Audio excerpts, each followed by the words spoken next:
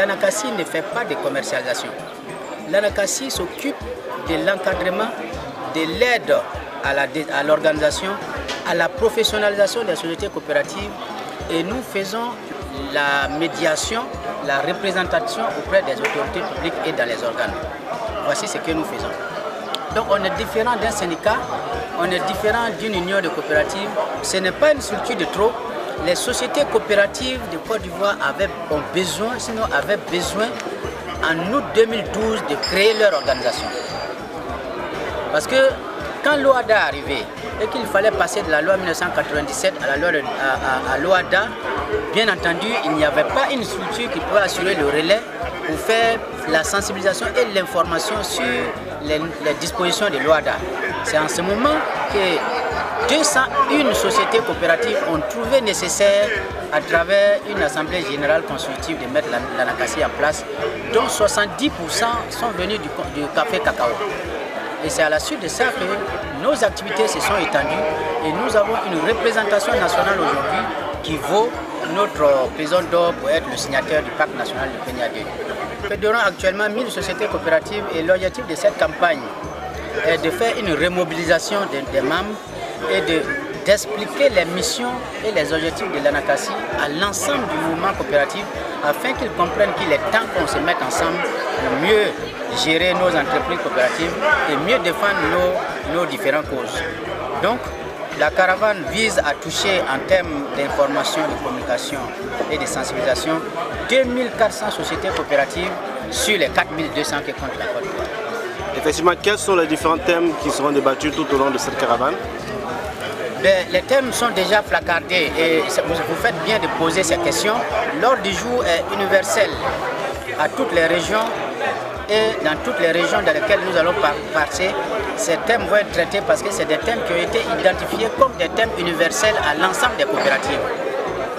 C'est-à-dire la problématique du financement des sociétés coopératives, la problématique de la garantie des financements qu'on demande aux sociétés coopératives quand elles doivent se demander un prêt. Il y a la problématique de la sécurité sociale également en termes d'assurance vie, non-vie et santé qui aussi mine ces secteurs-là. Il y a également la question de l'utilisation des NTIC dans le secteur. Donc, pour nous, ce sont ces thèmes que nous allons traiter de façon générale. Mais bien entendu, comme je vous ai dit, on est accompagné avec un cabinet qui fait le diagnostic.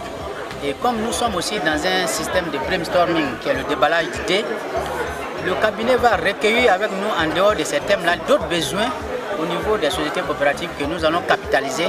Et puis, certainement, dans notre rapport final qui va être publié à tous, qui va être consigné là, de sorte que pour une bonne fois, de la moitié des sociétés coopératives de Côte d'Ivoire puissent exprimer leurs besoins à travers un document. Merci bien. Je pense que c'est aussi l'occasion de remercier tout le ministère de l'Agriculture avec tous les partenaires techniques et partenaires au développement du secteur agricole. Nous, en tant qu'Anacassi, nous avons été signataires du Pacte national de l'investissement agricole deuxième génération. C'est une grâce et c'est en même temps une responsabilité pour nous dans la mesure où nous représentons l'ensemble de la manne paysanne au sein de ce programme. Donc, il y a un cadre formel pour discuter des questions de Peña, mais je crois qu'il est d'abord nécessaire que les coopératives comprennent quel est leur rôle et leur mission, et puis à la fin, ce qu'ils peuvent négocier, sinon ce qu'ils peuvent obtenir dans le Peña sera discuté dans un cadre formel, dans le cadre des concertations. Mais c'est déjà un avantage pour les sociétés coopératives d'avoir une signature au niveau du plan et qui peut relayer les besoins et les attentes des sociétés coopératives. Quel appel donc lancez-vous aux différents acteurs du monde agricole, notamment la société coopérative et les différents producteurs individuels vis-à-vis de l'Anacassi? À l'endroit des acteurs du monde agricole de façon générale, comme on appelle les différents responsables des organisations professionnelles agricoles, nous pensons qu'il faut taire les querelles. Comme la daba et la machette ne font pas de bruit, il faut taire les querelles, arrêter les bruits et nous mettre au travail dans la mesure où ces différentes oppositions qui minent les différentes filières ne font pas avancer les filières. il faut nous mettre au-delà de nos querelles ou des problèmes individuels et aller vers le développement de nos organisations, dans la mesure où nous tous on milite pour le bien-être des paysans. Maintenant, à l'endroit des sociétés coopératives, leur association est en train de mener une campagne nationale.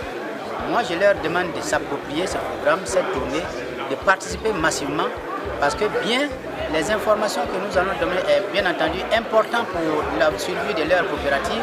C'est aussi important pour les difficultés qui minent leurs différentes coopératives. Et c'est aussi l'occasion pour eux, pour nous, de les mettre en contact avec des partenaires qui peuvent participer au développement des sociétés coopératives. À l'endroit des producteurs, comme on le dit, sans producteurs, il n'y a pas de coopérative. Ceux qui sont déjà dans les sociétés coopératives, qu'ils continuent de militer au sein de ces coopératives-là et de se fidéliser à ces coopératives. Et ceux qui ne sont pas encore organisés au sein des coopératives, qu'ils se ramènent au niveau des sociétés coopératives, parce que l'adage dit plus on est unis, plus on est fort.